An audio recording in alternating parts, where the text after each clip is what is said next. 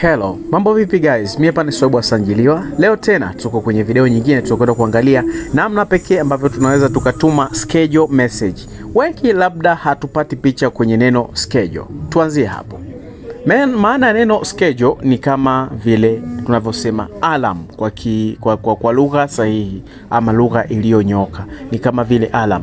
Wengi tunajua huwa tuna set alarm kwenye simu zetu. Tunavyokuwa tuna set ile alarm ituamshe muda fulani, inapiga muito muda fulani. Hivyo sasa katika message unaweza kuredirect simu yako itume message kwenda kwa mtu fulani muda huo ukifika. Kwa mfano, mtu akaniambia bwana labda na appointment na mtu akaniambia nitumie message saa 10 kamili. Nikaona ile saa 10 mimi sitaweza kukumbuka au hiyo saa 10 nitakuwa busy, ila nimtumie hizo taarifa fulani. So nitakwenda kutuma message hiyo sasa imfikie muda huo aliyokusudia yeye. So unafanyaje? Twende hivi tukaone. Wewe unatumia simu ya Android, kwa baadhi ya simu za iOS iko hivi katika step zote hizi.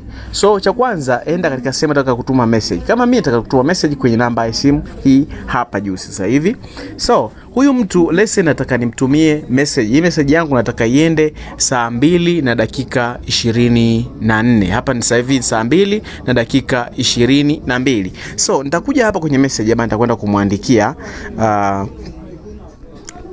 mkuu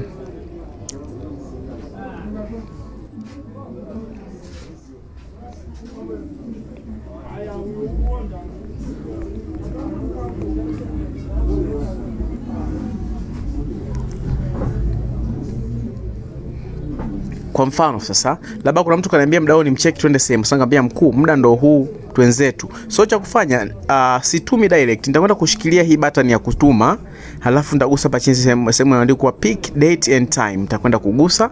Cha msingi hapa nitakwenda kuselect date, tarehe hiyo ambao ni tarehe ya leo, utakwenda kugonga next. So katika muda iko hapo sawa, saa 2 hiyo. Sasa nitakana dakika 24, nitakwenda kutiki kwenye ile dakika, hapo ni 23, nitakwenda kuweka dakika 24 hiyo hapo, nitakwenda kuset. Halafu nitagonga hii button ya send. So message itabaki kwenye schedule message kama hivi.